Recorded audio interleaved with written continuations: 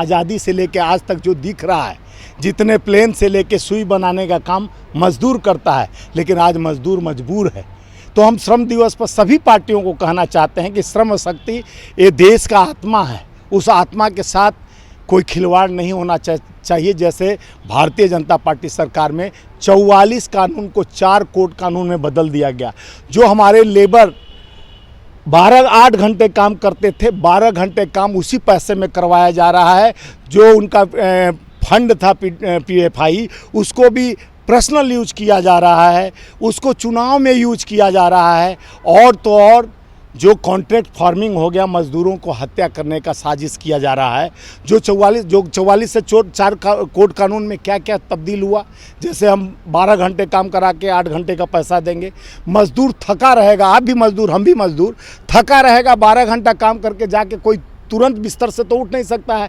तो अपने बच्चे के लिए सोच न सके कि इसका निर्माण मैं करूं, हमारा बच्चा, हमें इतना मेहनत करते हैं, हमारा आने वाले भविष्य पढ़ लिख के इंजीनियर, डॉक्टर, IAS IPS बने, क्योंकि मजदूर का लड़का मजबूर ही रहे, इसलिए आगे न बढ़े। यह सोच भारतीय जनता पार्टी के मंसूबा में है। जिस तरह से आज कांग्रेस ने 5 न्याय में मजदूरों के लिए सोचा, 25 लाख रुपया सब्सिडी, मेडिकल और मनरेगा जैसा बहुत बड़ा मील का पत्थर साबित हुआ। कोरोना काल में आप देखे होंगे, हम लोग पूरा चिल्ला के बड़े मोदी जी को चिट्ठी, श्रम मंत्रालय को चिट्ठी, युवा मंत्रालय को चिट्ठी लिखते गए, मांग करते गए, डिमांड करते गए कि कम से कम जो पथ से पैदल चल के आ रहे हैं उनके परिवार को जिंदा रखने के लिए 10,000 नगद खाते में डालने का काम करिए प्रधानमंत्री जी। कहते मैं 80 करोड़ लोगों को राशन फ्री में देता हूँ, वहाँ मजदूर मजबूर होकर उनका आंकड़ा तक नहीं दिया गया। जब हम लोग आंकड़ा मांगे कि भाई श्रम मंत्रालय और रोजगार मंत्रालय जितने मौत हुए हैं कोरोना काल में उसका आंकड़ा दो, आंकड़ा इसलिए नहीं दिया गया कि लोगों को मदद करना पड़ेगा। ये सरकार कहती है 25 करोड़ लोगों को मैं यानी गरीबी रेखा से ऊपर ले आए। तो आप समझ सकते हैं 80 करोड़ का राशन फ्री अभी तक देने का बात करते हैं लोग कि 80 करोड़ का भिख का राशन दे रहा हूँ, 25 करोड़ को गरीबी रेखा से ऊपर ले आया। तो 105 करोड़, जो इस देश में 140 करोड़ में 105 करोड़ लोग राशन के सहारे गरीबी के नीचे स्तर पर जा रहे हैं। तो देश का प्रधानमंत्री कहता है अच्छे दिन आ गए हैं। और हम मिलियन ट्रिलियन की बात करता है, जो 54 लाख करोड़ हम 70 साल में कर्ज किए थे, वो 205 लाख करोड़ देश पे कर्ज हो जाता है। उसके बाद कहता है अच्छे दिन आ गए। जात धर्म में बात कर राजनीति करते हैं। अभी लोगों को अब चुनावी मुद्दा बनाने के मजदूरों की बात पूछिए तो नहीं बात करेंगे प्रधानमंत्री जी। अमित शाह जी, चाहे भाजपा के कोई कुनबा मजदूर के लिए नहीं सोचता है। मजदूर ही पूरे देश का निर्माण पूरे करके, जो आज जितने हम ऑफिस में बैठते हैं, चाहे कहीं जाते हैं, चाहे गाड़ी में चलते हैं, तो मजदूरों का पसीना खून बहाकर ही उस पर हम उपयोग करते हैं। प्रधानमंत्री कहते हैं गरीब और मजदूरों की सरकार है ये। देखिए वो मजदूर कहाँ, वो तो पूंजीपति और सूट बूट की सरकार है। जो मजदूर की सरकार होती तो मजदूर आज फांसी, किसान आज फांसी क्यों लगाता। 16 लाख करोड़ आप बड़े पूंजीपतियों को 22 लोगों में बांट दिए। अगर मजदूरों में बांटते तो मजबूर क्यों होकर हमारा बिहार, उत्तर प्रदेश का मजदूर जाके गुजरात में काम करता, महाराष्ट्र में देखे ट्रेन के नीचे कैसे कोरोना काल में मर गया। तो खामोश रहता है जब 8 घंटे से 12 घंटे किया गया। देखिए मैं कोई आंदोलन नहीं हुआ। देखिए हम यूनियन वाले हैं, हम जंतर मंतर पर भी बैठे थे, किसान आंदोलन में भी 1 साल तक पंजाब के सांसदों के साथ बैठे थे, और मजदूर इसके लिए हम हजारों बार लिख चुके। लेकिन जब ये सरकार से बात हुई है, नोएडा में जो काम करते हैं वो कहते हैं मेरी मजबूरी है। देखिए और काम नहीं करें, हम उनसे पूछते हैं कि आप क्यों नहीं जाते। देखिए मैडम, एक तो 12 घंटा तो काम कराते हैं, वो अलग बात है। जैसे कॉन्ट्रैक्ट पर आजकल मजदूरों को ले जाकर मजदूरों को मजदूरी कुछ और लेते हैं उनके नाम पर और कमीशन खा जाते हैं। ये सबसे बड़ा पीड़ा है कि मजदूर को 500 अगर मिलता है तो 200 उसका ठेकेदार खा जाता है, 300 दिन भर पसीना बहाकर अपने मेहनत करके अपने बच्चे तक सही पैसा खाने और दाने के लिए नहीं ले जा सकता है, क्योंकि मजदूर को मजबूर इसी सरकार में किया गया है। कभी भी आप नहीं देखे होंगे, मनमोहन सरकार में पूरा यूरोप डूब जाने के बाद भी मजदूर मजबूर नहीं हुए। आज भारतीय जनता पार्टी जिस तरह से 3 काले कानून, नोएडा नहीं मैम, पूरे देश में नोएडा ही नहीं, 140 करोड़ जनता में 60 लाख लेबर है, 60 करोड़ लेबर है, और पूरे देश को चलाने वाले हमारे लेबर यानी मजदूर हैं, जो कूली है मजदूर है, जो खेत में काम करता है वो मजदूर है, जो कल कारखाने फैक्ट्रियां लगाता है वो मजदूर। आप भी मजदूर श्रेणी में आते हैं। आप राजा नहीं हैं, आप दौड़ के लोगों का बात दूर तक पहुंचाते हैं, तो आप भी मेहनत करते हैं तो आपको पैसा मिलता है। बिना पसीना बहाए पैसा नहीं मिलता। प्रधानमंत्री कहते रहे मैं गरीब परिवार से आता वो हूं। गरीब परिवार से अगर आते तो पीर पर आए जाने न, गांधी जी उसी गुजरात से थे, वो बड़े परिवार के थे। आप जानते हैं महात्मा गांधी का हिस्ट्री थोड़ा सा मैं आपको बता रहा हूँ। महात्मा गांधी बलिस्टर थे और बड़े सूट बूट पहन के चलते थे। बिहार के चंपारण गए, चंपारण जाने के बाद एक घर में रुकते हैं महात्मा गांधी जी।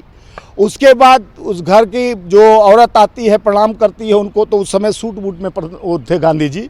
उसके बाद वही साड़ी पहन के उसकी बहू आती है, वो भी प्रणाम करती है। तो मैं शॉर्ट में बता रहा हूँ कि दोनों बहू और सास एक ही कपड़ा में गांधी जी को खटक गया दिमाग में कि हम तो बोले कि दोनों, उसके घर के गार्जियन से बोले कि दोनों को बुलाओ, मैं कुछ देना चाहता हूँ, बात करना चाहता हूँ। तो वो बोला कि मैं असमर्थ हूँ कि बुला सकूँगा, दोनों साथ नहीं आ सकते हैं। तो क्यों नहीं आ सकते हैं? तो बोले कि एक कपड़ा अगर उसी साड़ी को उसकी सास पहन के आपके सामने आ सकती है, उस दूसरे बार जाएगी तो बहू पहन के आएगी। तो गांधी जी बोले इतने बड़े भारत, जो सोने का चिड़िया बोला जाता था, उस भारत को 200 सालों तक अंग्रेज़ों ने निचोड़ कर, पहले मुगलों ने फिर अंग्रेज़ों ने, उसके बाद ये बोलते हैं 70 साल में क्या हुआ। उस भारत में कपड़ा पहनने का लोगों के पास पैसा नहीं था। वही चंपारण में गांधी जी ने अपना पूरा त्याग किया। कपड़ा उसी दिन अपना सूट बूट निकाल के फेंके, उसके घर में वो मरकिन का कपड़ा सफ़ेद जो होता है ना, उसको लपेटे और चप्पल जो टायर का होता है बनाए, वही चंपारण यात्रा शुरू किए। कहे ये देश से एक गरीबी हटाने का काम गांधी जी का सोच था, उसी को नेहरू जी ने आगे बढ़ाया। जहाँ सुई नहीं बनता था वहाँ इंडस्ट्री लगाने का सोच, जहाँ आज कोरोना काल का जो इंजेक्शन बना, चाहे हम जो भाजपा वाले अब पीड़ित रहते हैं पोलियो से, वो पीड़ित रहते तो इतना बोल नहीं पाते, कोई आड़े टेढ़े रहते, तो आज उसको हटाने का हम लोग प्रोपगंडा नहीं बनाते अपने एजेंडा में। हमारा एक ही फंडा है कि देश को बचाओ, देश के लिए करो। हम क्रांतिकारी और शहीदों के पार्टी वाले हैं। हम 138 साल त्याग किए हैं देश के लिए। हम एजेंडा नहीं बना के फोटोबाजी और बड़े प्रचार तंत्र को आगे बढ़ाएं। हमारे इंदिरा जी का शहादत, राजीव जी का शहादत और राहुल गांधी जी न्याय के लिए जिस तरह से लोगों को बीच 4000 किलोमीटर पहले यात्रा किए, फिर 6000 से ऊपर यात्रा करके उन्होंने बताया कि ये देश गांधी का देश है, शहीदों का देश है, जिनकी आत्मा, चाहे मुसलमान हो, हिंदू हो, सिख हो, ईसाई हो, जिस तरह से जाति धर्म में बांटकर राजनीति ध्रुवीकरण करने की कोशिश की जा रही है, प्रोपगंडा और एजेंडा बनाकर। आज ही देखे होंगे 150 स्कूलों में एक मेल जाता है, मेल जाने अफरा तफरी मच जाता, पूरे बच्चे, हम लोग के गार्जियन, हम भी, हमारे बच्चे भी पढ़ते हैं, छोटे छोटे हैं, आया स्कूल से सब घबराए हुए टीचर और प्रिंसिपल की जल्दी ले जाइए अपने बच्चे को। एक मेल आता है और कहा जाता है, उसको एजेंडा बना के भाजपा के प्रवक्ता बोलते हैं कि देखिए कांग्रेस के ज़माना, अभी कांग्रेस की सरकार नहीं है, मैं बताना आपके माध्यम से चाहता हूँ, भाजपा की ही सरकार है। दिल्ली में भी शासन उन्हीं का एक तरह का चल रहा है। जिस तरह से चुने हुए मुख्यमंत्री को जेल के अंदर डालकर गवर्नर रूल्स लगाकर अपना काम कर रहे हैं, और 150 मेल आने के बाद एक ही जगह से मेल विदेश से आता है, उसको जिस तरह से दिन भर बैठ के एजेंडा बना रहे हैं। भाजपा के प्रवक्ता बोल रहे हैं कि ये कांग्रेस के समय में बोला जाता था कि यहाँ बम है, वहाँ बम है। अरे आपके समय में ही पुलवामा का शहादत हुआ, 7000 पेज का SIT रिपोर्ट आया। आज तक अम्बेस्टर के मालिक का नाम नहीं बाहर आया कि किस अम्बेस्टर में जो RDX आया था 250 किलो, तो कौन मालिक है, ये नहीं बता पाई सरकार। उसके नाम पर वोट मांगते गई सरकार, शहीदों के नाम पर वोट मांगती है,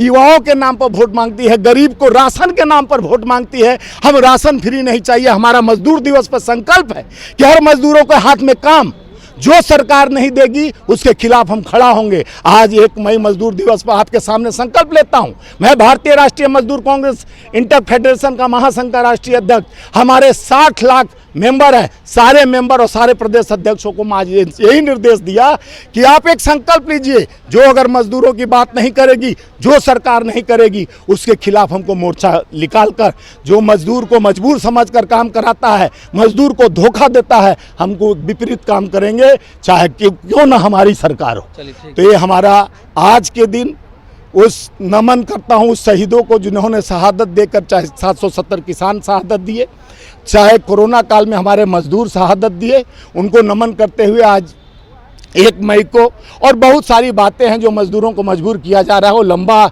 इतिहास बदला जा रहा है, नाम बदला जा रहा है, काम बदला जा रहा है, लेकिन विकास का एजेंडा नहीं गिराया जा रहा है। न युवाओं को नौकरी है, 2 करोड़ नौकरी 15 लाख खाते का, ये जुमले पर जुमला। अभी नया जुमला है कि ईडी सीबीआई जितने पैसा इकट्ठा करेगी, और 8,500 करोड़ जो गौकसी की बात करते हैं, उधर योगी बोलता है कि गौकसी बंद करेंगे, 250 करोड़ रुपया उससे चंदा ले लेते हो। चंदा लो धंधा दो, चंदा लो धंधा दो वाली पार्टी, न उसके पास एजेंडा है, न फंडा है, खाली चंदा एक धंधा है।